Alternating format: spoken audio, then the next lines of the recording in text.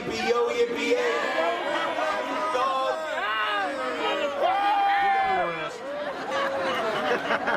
I don't know how I follow the two greatest record producers of all time, but I'll give it a try. I'm Jimmy Kimmel. I'm Snoop's second coolest white friend after Martha Stewart.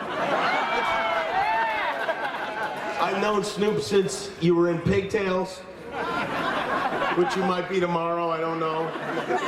We met in 1994. I was working at K-Rock, a radio station here in town that did not play Snoop's music, but I loved Snoop and I loved his music and I wanted him to be on our show. So we called and asked and we were excited. We didn't know what to expect. We wanted to make a good impression. To be honest, at that time we were worried he might shoot us if we didn't. So I called a friend who had another friend who sold what in those days was called marijuana. And I bought some of it and rolled it up and we put the joints in a prescription bottle, and when Snoop showed up at the radio station, I gave it to him and he was very happy. He said, and I remember exactly what he said, "Now that's my kind of medicine." And we've been homies ever since. In 1999, I hosted a show called The Mad Show, and Snoop invited us, my partner Adam Carolla and I, to come to his house. We were not intending to get high at his house, but it happened. I was not much of a smoker. I'd only smoked a couple of times in my life, so it hit me very, very hard. I went directly to Snoop's refrigerator and ate a whole tub of Cool Whip out of it. When lunch came, we'd set up tables in Snoop's garage, and I attacked a bucket of Popeye's chicken. I was eating the bones and everything, and while I'm mowing through this family-sized meal by myself, I overhear Snoop. He's standing in the corner with his buddy, and I overhear him say something that I will never forget. He looked over at me and he said, "My nephew done ate 6 pieces of chicken already."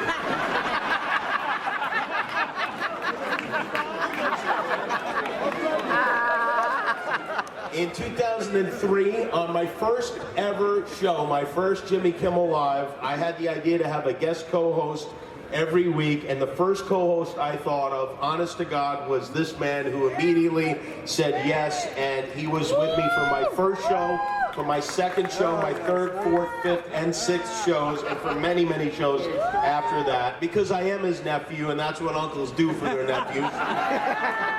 And here we are, almost 16 years later, 24 years after we met, with stars right next to each other, just like Cheech and Chong, out front of this theater where we launched my show here on Hollywood Boulevard, and I have Snoop to thank for that. Snoop is a multi-talent. He's a rapper, songwriter, record producer, TV host, actor, author, entrepreneur. He was the winner of the Nobel Prize in 2009 in chemistry for his groundbreaking experiments combining gin with juice. And while Snoop, you are not, I don't know if you know this, you are not the first dog to earn a star on the Walk of Fame. That honor begins to Lassie and Rin Tin Tin. You will be the first to not immediately pee on it. So, thank you for that. Snoop, you were an inspiration to so many boys and girls who smoke weed all day.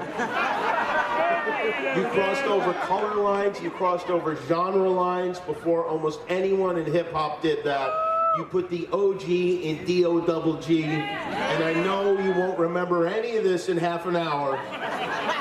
But you've been such a good friend to me, and I want to say congratulations and thank you to you. Getting a star on the Hollywood Walk of Fame is one of the highest honors an entertainer can receive, and if there's anyone who deserves Hollywood's highest honor, it's Snoop Doggy Dogg. Congratulations.